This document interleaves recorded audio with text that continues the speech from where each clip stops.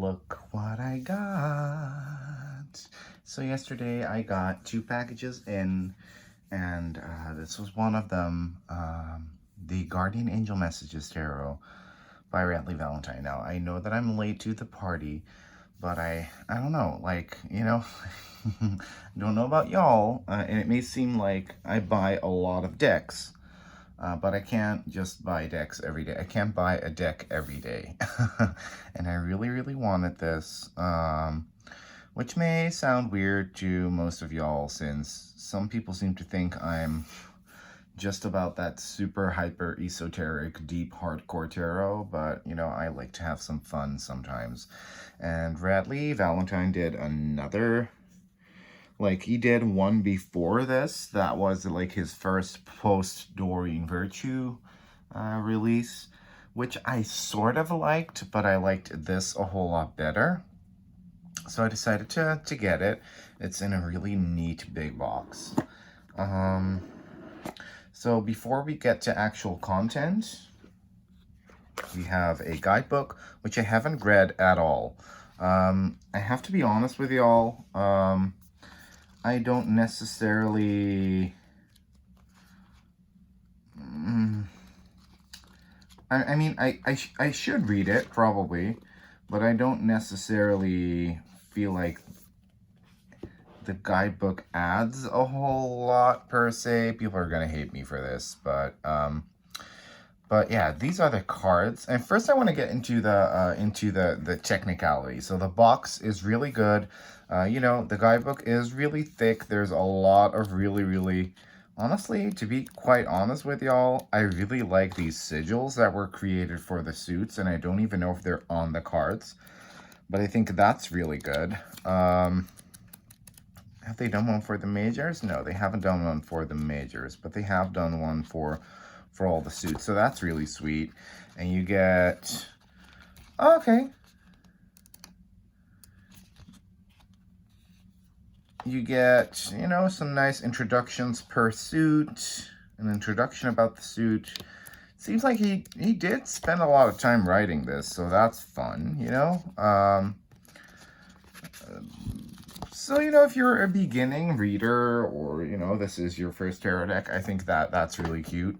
Let's get into the cards, and I said I was just going to be talking about technicalities, but first of all, love this back design. I really love the back design. So the box is really good. The guidebook is well produced. This box has a gorgeous inlay, which makes it look like it is a silk cloth. Same with the top lid of the box. Like I said, the backs are gorgeous. Yeah, this deck was printed in 2 parts. Yeah, technicalities, like I said. Once you open the box, you can kind of tell that this deck was printed in 2 parts because they are bent differently. That's not going to be a problem once I've mashed them all up. I've kept them in order specifically so I could show you what it would look like opening up this deck. This is the first time I have seen this from Hay House. And then the cardstock was kind of a surprise to me as well. Hay House used to have the glossy cardstock, then they switched to a cardstock similar to Blue Angels. They used that for Colette Baron Reed's Spirit Animal Oracle, the Rebecca Campbell decks, and at least one, The Angels and Ancestors by Kyle Gray, and I loved that cardstock. And now they have changed to a new one, which is, a nice matte, well, it's not completely matte, but aqueous matte finish. Whoa, did I just see that right? Did I just see that right? Is there no core in here? Oh, wow. Really, Hay House? Sorry guys, I have to hold this up to the light. Yeah, I can see straight through these cards. Okay, so that's not good. Wow, we're off to a bad start here, but I promise you it's gonna get better. It's pretty thick. It feels a little bit cardboardy, y'all, and I noticed this with the metaphysical store I sometimes work at to do readings. They got the Shaman's Dream and the Seven Energies Oracle by Colette Baron Reedon. That was on this cardstock as well, and I hadn't seen that before, but honestly, holding up the card like this, I can see through it and see everything that's on the other side. When it's laid down like this, I can't.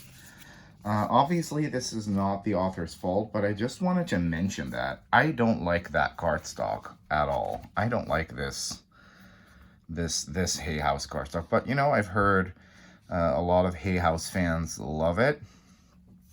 So I'm just gonna go through the cards, and this is a style. It is kind of, like I said earlier, it is a typical old school Hay House deck, but I do think this is very charming. It's a little bit gaudy. This deck doesn't necessarily focus on the angels as in the magician is Archangel Michael because so-and-so. No, this is just guardian angel energy. So especially for people that like the idea of angel energy but think that the specific archangels are a bit too Christian maybe for them or whatever, this may be a really cute deck. So I love that magician as well. It's rather traditional, but you know, also, yeah, it's still see-through. Like the cards are literally see-through. I don't know what they were thinking, but they really skimped. You know, once again, Hay House have such a love-hate relationship with them. You know what I'm gonna do? I mean, I can't show you guys, but I'm gonna test for myself if that Rebecca Campbell Daniel Knowles Starseed Oracle, which was on the old cardstock, if that has a similar problem. Let's see. When I hold this, so this is a card from that deck, right? When I hold this like that, can I see through it? No. When I hold it up to the light by my window, can I see through it? No. So, you know, as much as people hated that cardstock, and I still don't know why, because I think that is the best cardstock on the market, and I wish every mass market deck would be in that cardstock. You know, it's not see-through. But yeah, High Priestess, really gorgeous. It's fairly traditional. This is a fairly traditional ethereal. Like all the symbolism that's supposed to be there, if you are a Rider Waite Smith purist, is there. I love this Emperor. What a hunk. What a hunk of a man. Ugh. This is the box cover art. I love this so much. I love this illustration. Dan Craig, I don't know. It's a style that you either love or hate, but I think it's really cute. The Lovers is stunning. You know, this is a very gender-neutral lovers card. You could see this person maybe be as a female presenting lovers, or you could see it as a male presenting lovers, but I do adore it. I do adore it a lot. I think it's really cute. The quality of the images, looking at it by daylight,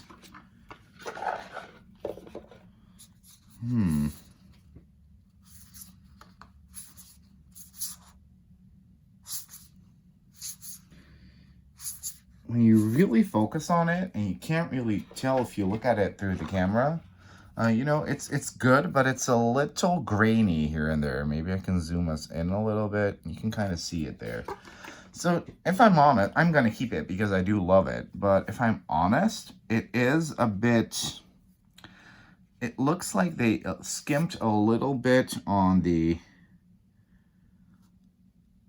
production cost, or maybe the artist sometimes had, you know, maybe 300 or less than 300 DPI in his illustrations, and these are all issues that probably should have been fixed beforehand. Is this one a little bit like that as well? No, this one is really clear. So these are all things that I didn't notice before, and that I'm just noticing now that I'm unpacking the deck. And you know, but it's really pretty. I love it. I love it a lot. This is the Wheel card, which I think is adorable, really adorable. Like it a lot. Strength, really powerful image. This one I could do without. I think it's a bit too whimsical, and I think the blue and red, like the blue tunic and the red tights, are a bit, I don't know. I don't really think they fit the rest of the imagery of the deck. I love this death card a lot. I like it a lot. But yeah, like I said, especially with a multi-million, maybe even billion-dollar company such as Hay House, you expect production quality. Now, I've bitched enough about that. Let's just focus on the bright side, because, you know, this is a really cute little set that I really enjoy. I really enjoy this ego. Like, I've probably never seen a better devil depiction in an angel deck than this. I think it's absolutely stunning. The Tower card, where the guardian angel is leading the person out of their safe tower, you know, before lightning strikes. So that's pretty cool. The Star, which is cute. We see a male figure. That's really interesting. You know, and Radleigh does these things more often. He has things like that in his decks, which I think is really adorable. The Moon, the Sun, really cool image. Once again, the outfit is a little meh, but a really cool image. Because the Sun is a really difficult card to do well. Usually it can get a little bit cringy sometimes. Renewal for Judgment, gorgeous, very classical image. And the World, which I think is really, really stunning. Really giving me Mother Earth Gaia vibes. So, yeah. And then we go into the suits, and the suits are really interesting because all the aces are children, which I think is adorable, really adorable. And there's one in particular that I love. The Two of Fire, you know, we kind of get a lot of, and of course Radleigh is gay. We get a lot of gay energy in this deck, which I really appreciate. The Three of Fire, really stunning. I really love the depiction of the pips. These wands really, I don't know, really do it for me. The Four of Fire, you know, is a bit too whimsical for me. It's a bit too, you know, 35-year-old stay-at-home mom and dad who go to JCPenney's for their cool urban streetwear and have parties at home. But, you know, not every card is a card that I'm gonna love. I think this is a really, really interesting depiction of it, of the five, where it's not necessarily a bunch of guys fighting, but, you know, it can be conflicts of any kind. So I think this is really cool. The Six of Fire, where apparently the conflict has been resolved by the JCPenney's mom. The Seven of Fire, really, really cool. Really, really cool. Well, you know what's really funny? He's wearing two different types of shoes. One boot, one shoe. I wonder why that is. I wonder if that's in the guidebook. Let me check really quickly, y'all. Because it should be, right? Oh, the guidebook's right there. So let me check that. Water, fire, Seven of Fire. Does it say anything about... No, it doesn't really say anything about why that is. That's a missed opportunity, but, you know, it's a cute little detail. This is one of my favorite... This is going to sound really weird, but this is one of my favorites in the whole deck. I don't know why, but there's such power emanating from this image. 4, 5, 6, 7, 8. There are 8 wands, and I do love this. I think this is a really cool card. The 9, really, really, really cool. And the 10, overworked, stressed, imbalanced. Like, yep. And then we head into the courts. So we get the Page of Fire. We get the Knight of Fire, which I adore. I think this is a really cool image. The Queen of Fire, which I think is really cool as well. Like, yes, yes, yes, yes. And then we get the King of Fire. Really, really cute picture. I adore this. So then we head into the Suit of Water, and the Ace is another child. Really cute.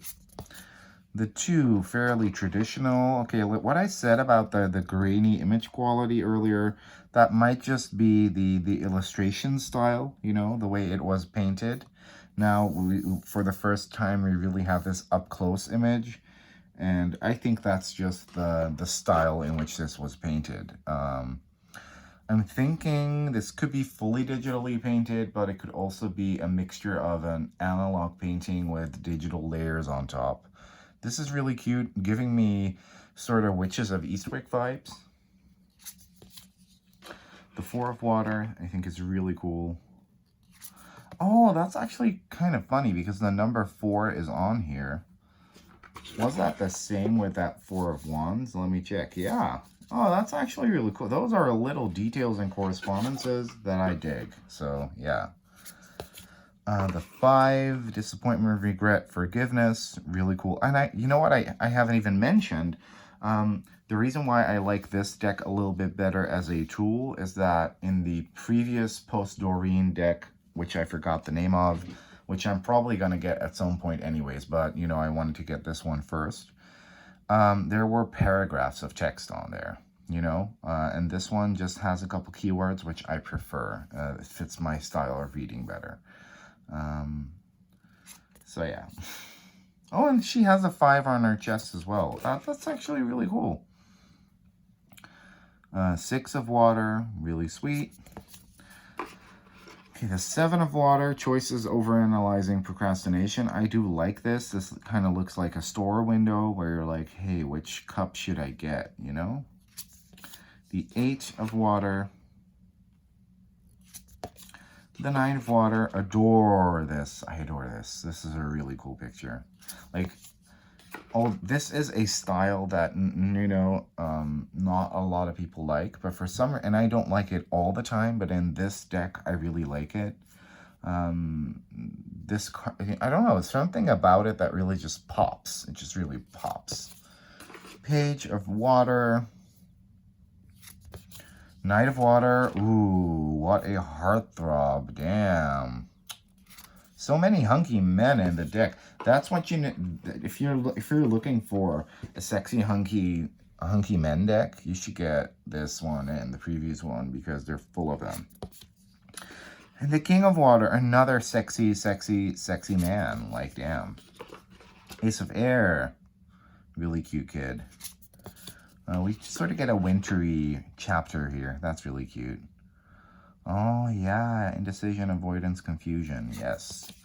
3 of Air, sorrow, forgiveness, healing. And it's all for a good cause. You know, we need to sometimes let our emotions fuck all the way off in order for us to prosper and grow mentally. Sometimes that has to happen. Meditation, recuperation, contemplation, 4 of Air. I love this tie-dye t-shirt. I think it's really dope. The 5 of Air. I like these keywords, actually. Mistakes, melodrama, reassessment. The 5 of Air is kind of melodramatic, isn't it? The 6 of Air, relieve, hope, moving on. The 7 with the awareness, the caution, and the consequences. Like, this kid is trying to steal all your apples. Watch out. Or maybe you are the one stealing the apples because they were yours to begin with and she stole them. So that's interesting. The 8, self-doubt, confusion, free will. The 9. And the 10, endings, recovery, freedom. Look at the Page with that sword like in front of his face. That's really cool. The Knight. Oh, wow, this is another really interesting one. She could be, or he could be, or they could be either feminine or masculine. They kind of have an androgynous vibe about them, so I like that a lot. The Queen. Ooh, that's kind of a departure, right? I wonder what the King looks like because I kind of forgot.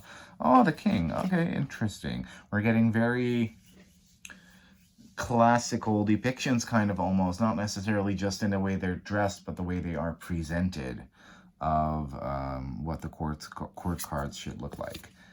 My absolute favorite card in the deck. Look at this kid. Look at him. Look at him. So damn cute. The Ace of Earth. That was me. This is legit little Levi from way back when. Love it. Two of Earth, balance, prioritization, playfulness, and we get like these little Rider-Waite-Smith symbols. Whoops, there's a little speck of dust on here. Little Rider-Waite-Smith symbols all over the place. Look. Three of Earth. So even if you were to learn tarot with this deck, you will still, and then maybe switch to a more traditional Rider-Waite-Smith, you will still recognize the symbology. So that's really cool, actually. The Four of Earth, frugalness, extravagance, control. Five of Earth, lack, worry, and assistance. I love that. You know, normally you don't see those you only see the church window, and this is literally, you know, that person that's lacking being invited into the church by this guardian angel. Six. Oh, it's actually a really fun story. So she invites you in, and then, you know, she's like, here, take my help. Take my abundance. The Seven of Earth. The Eight. Oh, that's cute. The Nine. Oh, I love this. I love this so much. Like, there's a lot of age diversity in here as well. Really, really cute.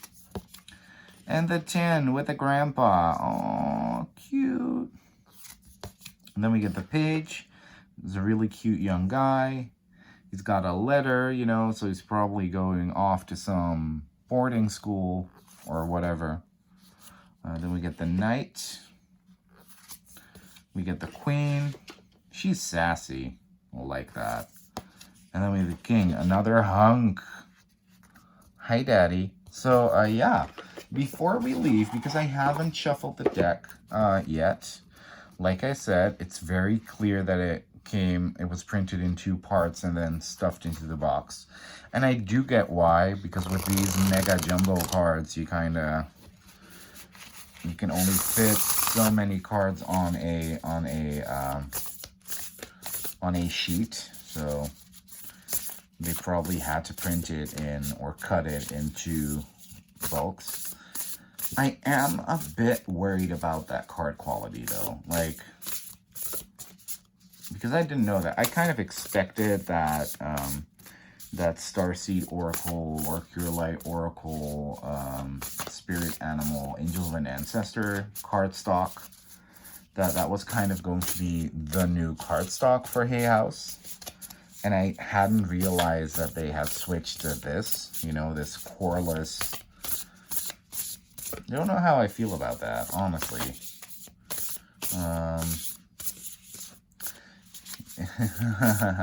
You know, it for sure makes them a lot more money. That's what I can tell you. Because, you know, some of the money of production when it comes to producing card items, paper items, has to do with the core of the product. There are specs on these cards. Okay. Seems like quality control was a little bit of an issue, because I'm seeing weird demarcations on the cards that shouldn't be there. You know what? Let's just enjoy it for what it is. I've extensively shuffled it. I'm gonna riffle it again, and then I'm gonna pull us a card. You know what may be cool though? Maybe this cardstock does fan better. Oh, I shuffled it all the way wrong. Okay. Maybe this cardstock does fan better than that Starseed Oracle cardstock.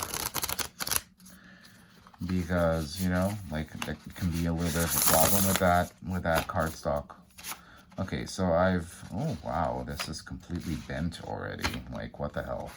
Okay, so I've riffled the deck. Yeah, you can still see that it's gonna take some breaking in for me to. I'm gonna riffle it again, because honestly, Hay House, if this is your new prerogative, I'm not sure if I'm happy with that. You know, and shouldn't be, you know, reflected on the deck. Oh no, it doesn't fan at all. Okay. Okay. I don't want this to reflect badly on the writer and the illustrator because that work is just amazing. But let's pull some cards. We got 1. We got 2. Oh, okay, we gotta kind of watch out for that. And we got 3. Okay. So,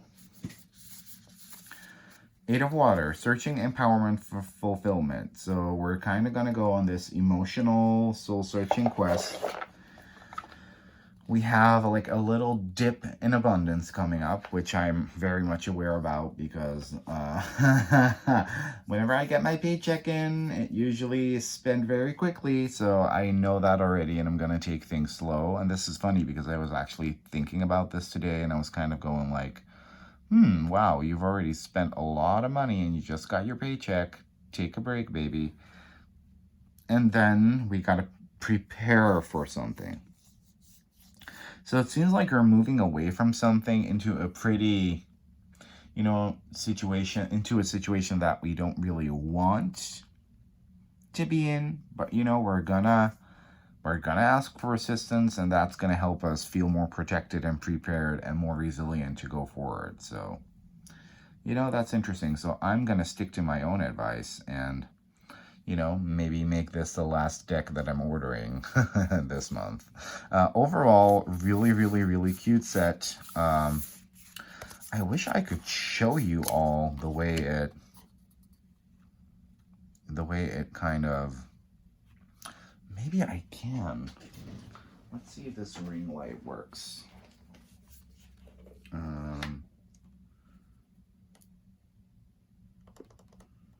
Let's see if I can get it to work.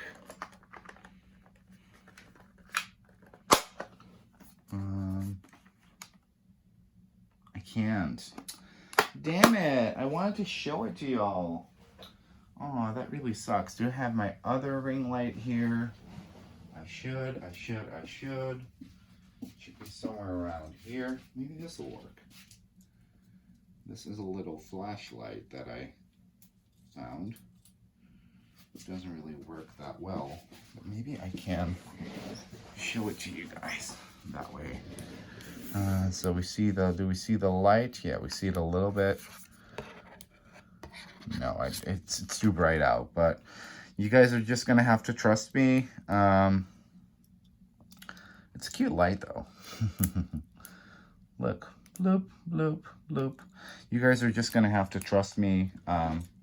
The card quality is pretty much see-through. So yeah, you can't really see it like this. I do love the back design though. So content-wise, I'm really happy. I think it's a really cute little set that I will be enjoying a lot. Production-wise, box 10 out of 10, guidebook 10 out of 10, actual cardstock and quality control, honestly 5 out of 10. But that's gonna be a-okay because I can just use this for myself and not for others. Thank you so much for watching, and bye bye.